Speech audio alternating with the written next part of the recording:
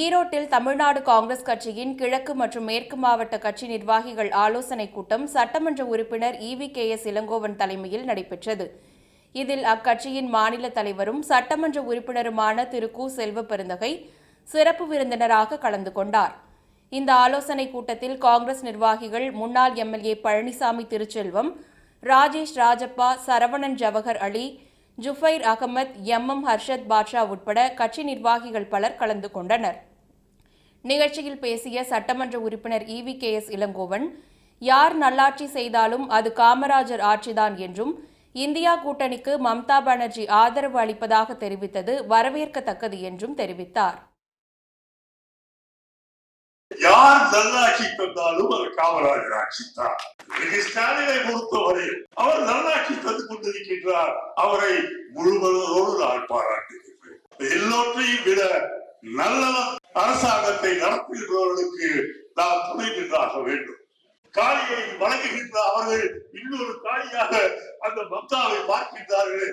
அவ்வளவு பெரிய மம்தா இன்றைக்கு சொல்லி இருக்கிறது, வெற்றி பெற்றால் நாங்கள் இந்திய கூட்டணியை ஆதரிப்போம் என்று சொல்லி இருக்கின்றது. நாட்டிலே இருக்கின்ற அத்தனை நல்லவர்களும் ராகுலின் பின்னால் அணிவகுத்திருக்கின்றார். 5 வருடங்களுக்கு முன்பு ஸ்டாலின் சொன்னதை நடைபெற இருக்கின்ற 4ஆம் தேதிக்கு பிறகு இந்தியாவிலே இருக்கின்ற அத்தனை தலைவர்களும் ராகுல் பிரதமராக வர வேண்டும் என்று கண்டிப்பாக சொல்வார். தொடர்ந்து செய்தியாளர்களிடம் பேசிய தமிழ்நாடு காங்கிரஸ் கமிட்டி தலைவர் செல்வப்பெருந்தகை, பாஜக அரசு மிகப்பெரிய தோல்வியை சந்திக்கும் என உளவுத்துறை தெரிவித்துள்ளதாகவும், பொய்யான வாக்குறுதி அளித்து மக்களை ஏமாற்றியுள்ளதாகவும் அவர் குறிப்பிட்டார். தமிழ்நாடு முழுவதும் எல்லா மாவட்டத்திலும் மண்டல வாரியாக கட்சியுடைய கட்டமைப்பை வலிமை பெற செய்வதற்கு முயற்சிகளை எடுத்து வருகிறோம். மோடி அவர்களுக்கு மிகப்பெரிய தோல்வியை தழுவப் போகிறார் என்று உளவுத்துறை அறிக்கை கொடுத்திருக்கிறது. மக்களுக்கு உண்மைக்கு புறம்பான வாக்குறுதியை கொடுத்து ஏமாற்றி இருக்கிறார். 2 கோடி பேருக்கு வேலை வாய்ப்பு, பெட்ரோல் டீசல் விலை பாதியாக குறைப்பு, 420 ரூபாய் காங்கிரஸ் ஆட்சியில் இருந்த கேஸ் சிலிண்டர் விலை 200 ரூபாய் ஆக்குவேன் என்ற வாக்குறுதி, இந்திய பொருளாதாரத்தை வல்லரசுக்கு நிகராக மாற்றுவேன் என்று சொன்னது எதையும் அவரால் நிறைவேற்ற முடியவில்லை. அவருடைய ஆட்சி என்பது காலாவதியாக போன ஆட்சி, மக்களுடைய நம்பிக்கை இழந்த ஆட்சி.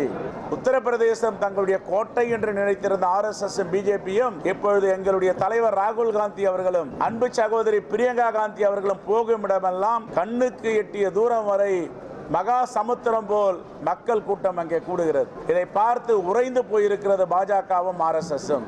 ஆகையால் இந்த தேர்தலில் அவர்கள் தோல்வி அடைவது உறுதி. முன்னதாக நாமக்கலில் மாவட்ட நிர்வாகிகளின் ஆலோசனைக் கூட்டம் தமிழ்நாடு காங்கிரஸ் கமிட்டி தலைவர் செல்வப்பெருந்தகை தலைமையில் நடைபெற்றது. இந்த ஆலோசனைக் கூட்டத்தில் காங்கிரஸ் சட்டமன்ற தலைவர் ராஜேஷ்குமார், மாநில இளைஞரணி காங்கிரஸ் தலைவர் லெனின் பிரசாத், மாநில செய்தி தொடர்பாளர் டாக்டர் செந்தில், முன்னாள் MP ராணி, மாநில துணைத் தலைவர் செழியன், மாவட்ட பொறுப்பாளர்கள் பாலாஜி, பொன்னையன், நகர வட்டார தலைவர்கள் உள்பட மாநில, நாமக்கல் கிழக்கு மற்றும் மேற்கு மாவட்ட நிர்வாகிகள், தொண்டர்கள் என ஏராளமானோர் கலந்து கொண்டனர். இதில் நாமக்கல் மாவட்டத்தில் காங்கிரஸ் கட்சியின் வளர்ச்சிப் பணிகளுக்காக மேற்கொள்ள வேண்டிய செயல் திட்டங்கள் மற்றும் பணிகள் குறித்து ஆலோசிக்கப்பட்டது.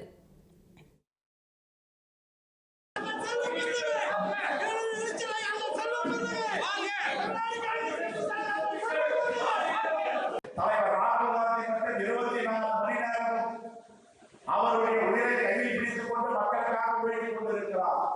தட்பவெப்ப நிலையை எதிர்கொள்கிறார். அந்த விமானம் போடும் கீழே மேலே சரிகின்ற பொழுது, ஹெலிகாப்டர் போகும் பொழுது, மேகங்கள் சூழும் பொழுது, பறக்க முடியாத ஆபத்தான நிலையை கீழே இறங்குங்கள் என்று சொல்லி காப்பொழுது மீண்டும் பறக்கிறார், மக்களை சந்திக்கிறார். இந்த கட்சியுடைய கட்டமைப்பை வலிமைப்படுத்துவோம், தலைவர் ராகுல் காந்தியுடைய கரத்தை பலப்படுத்துவோம் என்று எண்ணுபவர்கள், அப்படி ஆற்றல் உள்ளவர்கள் இந்த கட்சியை பொறுப்படுத்த இந்த கட்டமைப்பை பலப்படுத்துங்கள். இதுதான் என்னுடைய